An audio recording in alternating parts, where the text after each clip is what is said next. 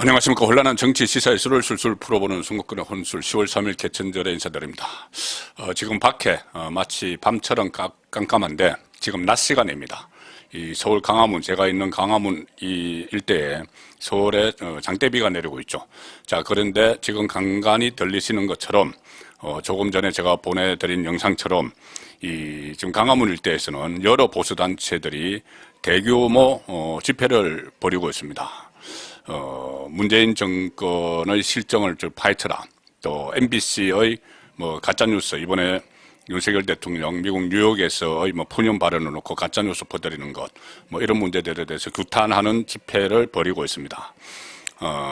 이런 가운데 오늘 마침내 이 문재인 대통령, 전 대통령에 대한 이 감사원의 감사가 시작이 됐고, 감사원이 서면 질의서를 보냈는데 문재인 전 대통령 쪽에서 이것을 일거에 무시를 해버리고 무례하다, 이런 반응을 보인 이 기사가 나왔죠. 자, 그래서 이것을 놓고 오늘 하루 종일 공방이 벌어지고 있는데, 제 밖에서 벌이는 집회, 이것과 좀 무관하지 않은 것 같습니다.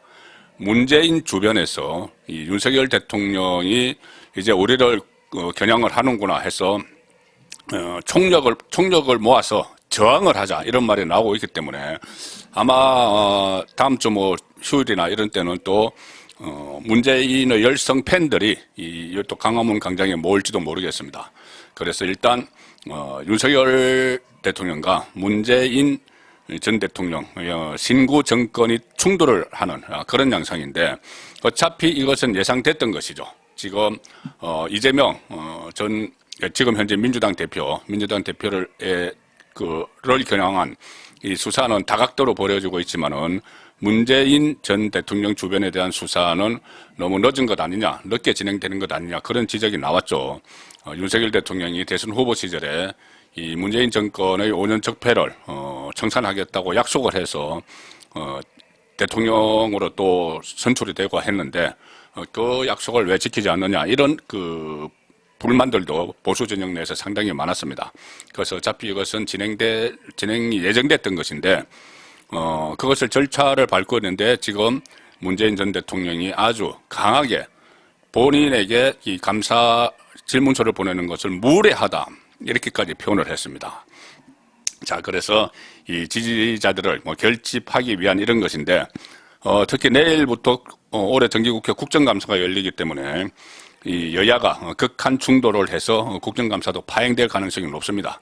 이미 이재명 지키기를 위해서 김건희 특검 이런 것을 발의를 해놨고, 윤석열 대통령의 해외 순방을 극도로 가짜뉴스까지 동원을 해서 폄하를 하면서 지금 전국 파행을 오히려 유도를 하고 있는 그런 민주당 세력이기 때문에 상당히 충돌이 예상이 되는데, 문재인이 본인에 대한 질문서에 대해서 무슨 과거에 뭐처럼 왕처럼 무례하다, 이런 말을 하니까 당장 정치권에 있는 친문 쪽에서 탄핵, 윤석열 대통령 탄핵, 이것을 또 위협을 하고 나오는 그런 상황이 되고 있습니다.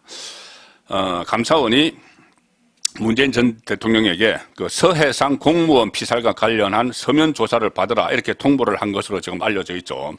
서해상 공무원 피살 사건, 우리 공무원이 서해상에서 북한군에 의해서 피살이 되고 또 시신이 불태워지는 그런 일이 벌어졌는데, 그때 당시 저 안에는 청와대에서 심야에 긴급회의도 하고 했지만 당시 대통령 문재인은 그 심야 회의도 참석하지 않고 어떻게 하면 김정은의 환심을 살까 해서 거기에만 골몰하느라고 제대로 대처를 못해서 우리 국민이 생명을 잃는 그런 일이 일어났던 것인데, 거기에 대해서 조사를 하겠다는 내용이었습니다. 조사 내용이 그렇게 큰 것도 아닙니다. 뭐냐면은 당시에 문 전 대통령이 관련 첩보를, 당시 대통령이었죠. 문재인이 관련 첩보를 언제 누구를 통해서 어떻게 알게 됐는지, 이후에 어떤 지시를 했는지, 이것은 분명히 밝혀져야 되죠. 한 사람의 생명을 국민이 잃었고, 지금 또 유족들이 여러 가지 소송도 제기를 하고 있습니다. 어떤 지시를 했는지 등에 대한 질문이 담겼는데, 이것에 대해서 질문지도 또 보냈습니다. 문재인 쪽에 질문지, 평산마을에 질문지도 보냈는데 조사 통보에 대해서 강한 불쾌감을 문재인이 표시를 했고 감사원에 보내온 메일을 반송 처리를 해버렸습니다. 그냥 뜯어보지도 않고 그냥 반송해버렸다. 자, 대통령을 지낸 인물이 국가기관에서 독립적인 국가기관에서 온 내용물을 그냥 반송 처리를 해버리고 서면 조사에 불응하겠다. 특히 이 윤건영 문재인의 복심이라고 불리는 인물이죠. 윤건영 의원이 문재인의 말을 전했는데 서면 조사 통보를 받고 문재인이 대단히 무례한 짓이다 이렇게 이야기를 했다고 합니다. 대단히 무례한 짓이다. 감히 나를 이런 이야기겠죠.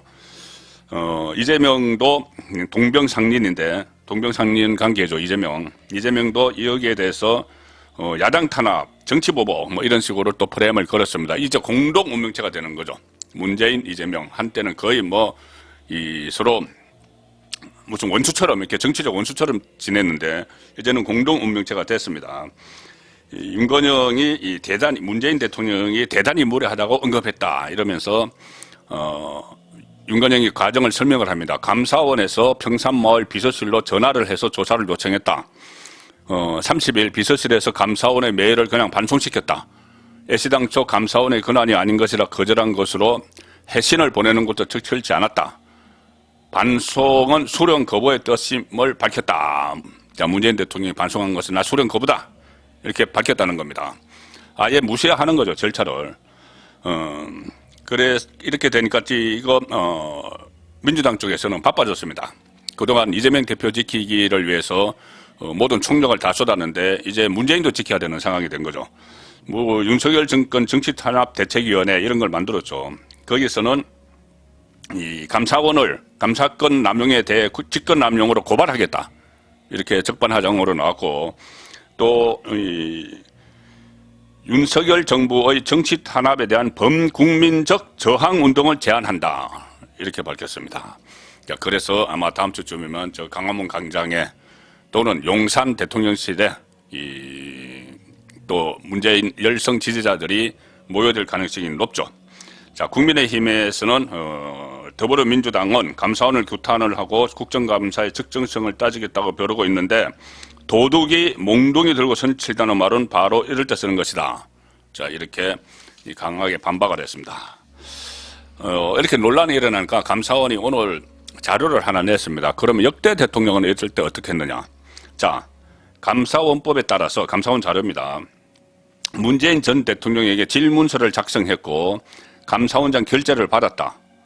감사원은 감사 수행 과정에서 실체적 진실을 밝히기 위해 필요한 경우에는 전직 대통령에게 감사원장 명의의 질문서를 발부할 수 있다. 그래서 사례를 말했습니다.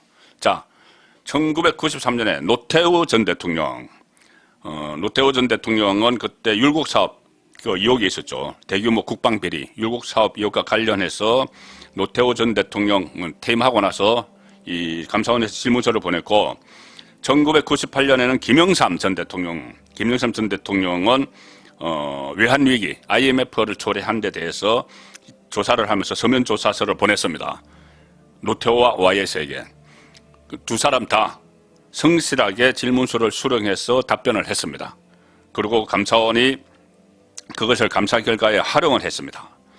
자, 그리고 또 최근 들어서도 감사원이 두 번 전직 대통령에게 질문서를 보냈습니다.